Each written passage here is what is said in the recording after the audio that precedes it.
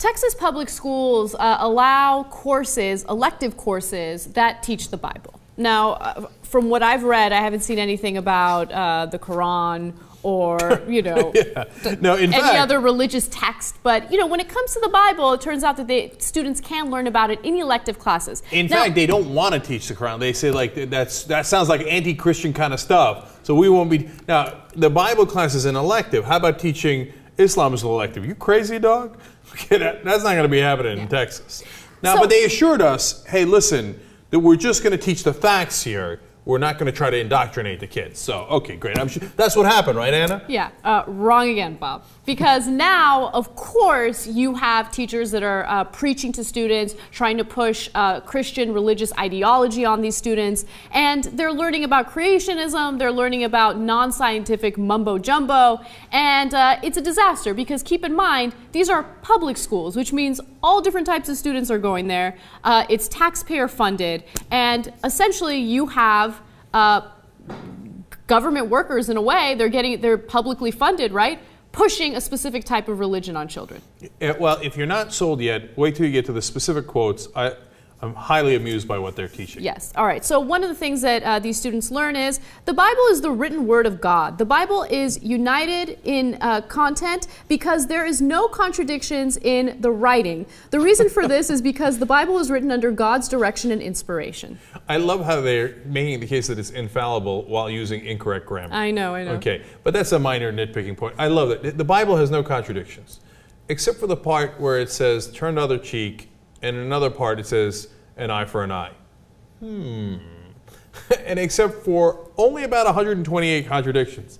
Now, my question here is, okay, so they're teaching them the propaganda that's insanity about how the Bible is right about everything and God wrote it, when in fact Emperor Constantine had a bunch of politicians write it in a 24-hour period where they put all the different texts and came up with basically what is a political document 400 years after Christ was supposed to have lived, right? That's the reality. But are they teaching them anything about it? Are they having them actually read the Bible? Because it's like if you say to them, Bible infallible, now let's pick it up, can't eat shrimp. Oh boy. Okay. Yeah. So if they actually had them, just all they did was read the Bible, I wouldn't even mind that. Because a lot of the kids, I think, would then drop the religion once they read it. Okay. But instead, they give them this propaganda. I remember going to church, and thankfully, when I went to church, we weren't taught hateful things, but of course there was a lot of cherry picking when it came to the Bible, right? So I'm very sure that that's what's happening here in these classes, and they're not like literally sitting down and taking an objective look at the Bible. Of course. Anyway, Christ's resurrection was an event that occurred in time and space, that it was in reality historical and not mythological. When you have to say something's not mythological, there's probably a good chance it's mythological. I mean, and second of all, I thought we were just teaching them what's in the Bible. This appears to be clearly on one side, saying it is true. They said beforehand, we will not say whether it's true or false. In Arkansas, they're making that same exact case now, using the same exact language. We're not going to say whether it's true or false. There's a one goofy part here where they teach the kids, it's been proven that the universe is missing a day. First of all, what does that mean? I know. Okay, that's awesome. But you know why they say it? Because in one part of the Bible it says the day stopped, or the sun stopped for a day and it went backwards or something like that. So they want to show the Bible is 100% true. The universe stopped. There's a missing day in the universe. The absurdity of that comment is awesome. Okay. And then this is taught in schools in Texas. Yes. So one more. Survival of the Jewish nations is one of the miracles of history, and her greatest agony is yet to come. Now, that's the one that scares me. Because, look, this is what Christian right zealots in this country think. And so that's why they protect Israel and want us to give money, et cetera, et cetera.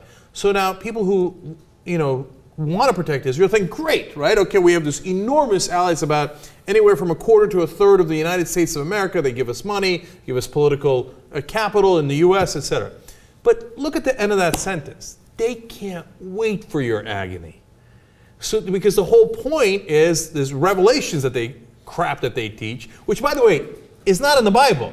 That's made up by a bunch of lunatics in the 1970s here in the U.S. bunch of guys are like, oh, how do you think end times are going to come? Now, they're revelations, right, in the Bible. But the end time stuff is made up. Oh, I think the end time is going to come out like this, right? And they made up a bunch of things about how you get sucked into the, by the Jesus vacuum and all that stuff. How did it end up in the Bible where now Christians believe it? No, that's the amazing power of propaganda. If you actually want to be a Christian, bless your heart, read the actual Bible. Stop listening to your politicians, to your pastors, etc. Pick up the book and read it, okay? So now, the last part of that. Look, according to Revelations, etc., yes, Israel gets rebuilt.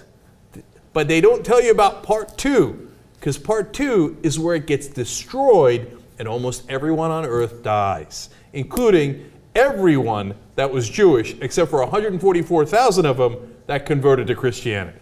So Jews are wiped off the face of the earth in the scenario that they want.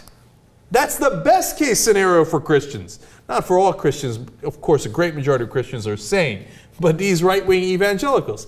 And that's what they're teaching in their schools. What? Bible study, just an elective, not teaching false.